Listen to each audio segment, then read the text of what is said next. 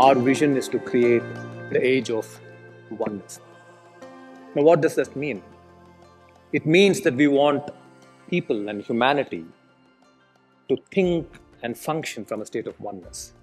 If you looked or if you observe humanity's thinking, most of the time, I would say 90+% of the time, it is a thinking that is driven by divisiveness and separation. Unfortunately, you can see that happening within families. You can see that happening between couples, between children and parents, between business owners, business partners, business leaders and their colleagues, their subordinates, political leaders, everyone. The entire humanity, if you look at their thinking, the thinking is driven from a state of divisiveness and from a state of separation. Now, this thinking has to fundamentally change. Only when this thinking changes towards oneness, we are not talking about bringing all religions together. We are not talking about bringing all cultures and all races, all nationalities together. No, we are not talking about that. What we are talking about is a fundamental shift in human thinking itself. That thinking has to become a oneness thinking. We need business leaders who can think from a oneness state. We need business leaders who can think from a oneness perspective. We need political leaders whose thinking process is oneness. We need families whose thinking process is oneness. Not divisiveness, not separation, which are mostly driven by judgments, by conditioning, by your own traumas, and by your own fears. But you will need to conquer all this and ultimately land in the state of oneness to have a very beautiful life. We are all one. This is proven. But yet we feel separate. Yet we feel divided. And yet there is so much of suffering. So our vision is to create people who can learn to live in a beautiful state as a first step, and then ultimately move towards enlightenment into a state of oneness. Enlightenment is that state where no problem can cause fear in you. Enlightenment is that state where no challenge can cause anger in you. Enlightenment is that state where you are in complete peace with yourself. There is no agitation. There is no rush. There is no hurry. There is no restlessness to keep doing something or the other. It is a very profound state where you are totally connected with whatever you're doing. If it is eating, you're connected to eating. If it is talking to your friend, you're connected to talking to that friend. If it is spending time with your children, you're totally connected to your children. Not worrying about your business, worrying about your cell phone, what messages are coming, who is calling me, who is texting me. It is an unbelievably powerful state where you are connected to the universal intelligence. The division and separation between you and the divine is gone.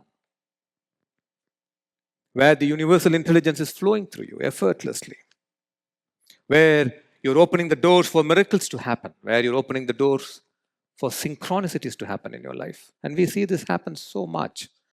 The first step is to learn to live in a beautiful state. If you can learn to make decisions not from anger, from peace, it's a great step forward. If you can learn to make decisions from courage and not from fear, it is a great step forward. If you can learn to make decisions from love and not hurt, it is a great step forward. So if you can learn to start living in a beautiful state and start making your decisions from that state, that is a great achievement. To actually be in that state. Our vision is to create 8 million people who must learn to live in a beautiful state. We want to create 80,000 people who will live in enlightened states.